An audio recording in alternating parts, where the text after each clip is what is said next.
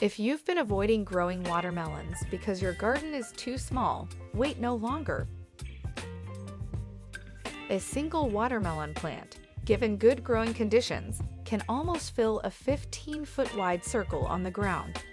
Yikes! There's no avoiding that they are large, vigorous plants. But if you select the right variety, take good care of them, and train them up a trellis, you can enjoy fresh melons from your own small garden beds.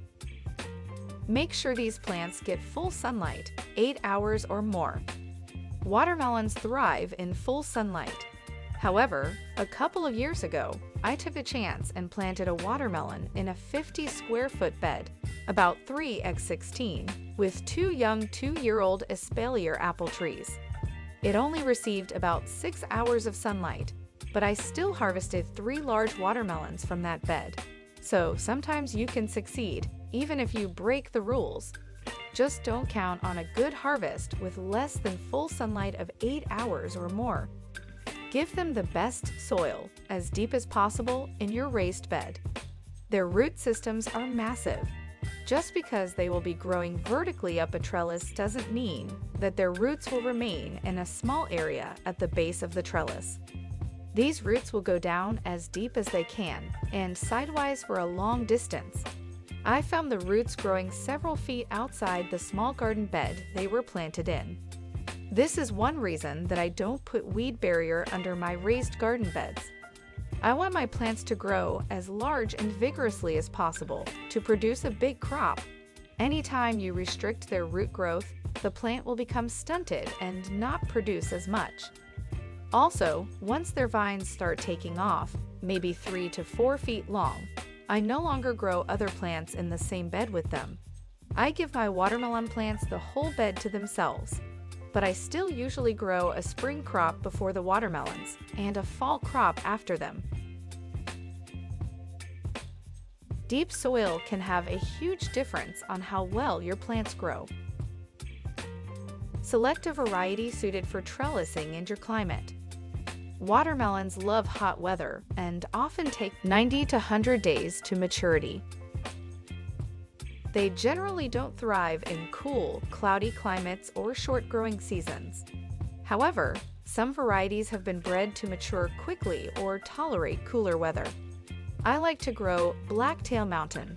It can ripen in just 75 days and will grow well in both cool and hot weather. It usually produces icebox melons, about 10 pounds, which is a nice size to trellis. I will be planting one in late May and another in July in order to extend the harvest. Wait until both the weather and the soil is warm before you plant them. Our average last spring frost is around May 15th, but I'll often wait until late May for the best growing conditions. You can try babying your plants and starting them sooner under row cover, in a cold frame, or protected in a wall of water, but they simply don't thrive in those conditions. After all that effort, you will usually only harvest melons a week or two earlier at most.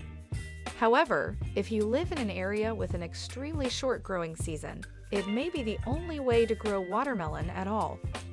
I've generally had better luck growing a fast-maturing variety instead of trying to start them early before the weather warms up. I prefer to plant the seeds directly in the garden bed instead of using transplants. This is because direct-seeded plants tend to grow very large, vigorous root systems with deep taproots. Transplants often fail to develop taproots and end up needing to be watered more frequently. Build sturdy trellises. Given deep soil and good growing conditions, I normally expect to harvest 20 to 30 pounds of watermelon growing on a 4-foot wide and 7-foot tall trellis. That's a lot of weight. Make sure your trellis is sturdy enough to hold that. Our favorite trellis right now is made from a livestock panel cut in half and attached to 2 T-posts pounded into the soil. That will hold almost anything.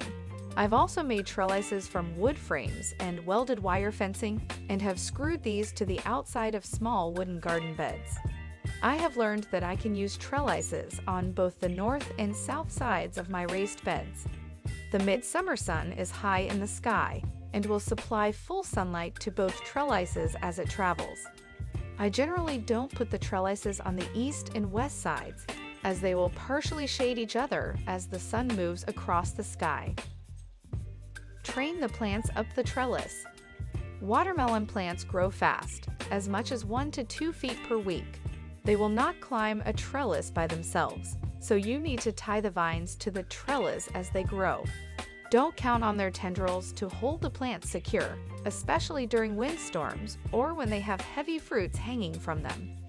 You can use any number of things to tie your plants to the trellis. My current favorite is surveyor's tape. I like to use a loose figure 8 loop, wrapped just below a leaf joint, to hold the vines up. Watermelon vines are continually sending out new vines at nearly every leaf. I will keep and train most of the main vines of my trellis. However, I will prune off some the side shoots if they start becoming overcrowded. I used to prune my watermelon similar to my squash plants. Keep just one main vine every 6 across the width of the trellis and prune everything else off. Support your watermelon fruit with slings. Although butternut squash fruit never need to be supported, once the fruit of your watermelons start weighing more than a few pounds, they will fall off the vines and break. Been there, done that. You will need to support them by creating a sling attached to the trellis. You can make slings out of many different items. Some people use mesh onion bags, pieces of fabric, or even bird netting. Last year, I used nylon stockings given to me by a friend. I cut 2 slings out of each leg, tied the bottoms closed, and slit the top part of the nylons into 2 pieces so I could tie it to the trellis. You need to make sure that the sling will continue to support the watermelon as it grows. Also check out our premium quality garden hose, which will help you out in watering your plants. Link is given in the description. Keep your melon plants well watered. Vines growing on trellises are exposed to the wind and lose more moisture than vines growing on the ground. Make sure you water your plants once or twice a week during dry weather. You want the water to soak deep into the soil. I also mulch the soil surface to slow evaporation. Harvest the melons when they become ripe and enjoy. Each watermelon is attached to the vine, opposite a leaf. Next to the base of the watermelon stem will be a tendril.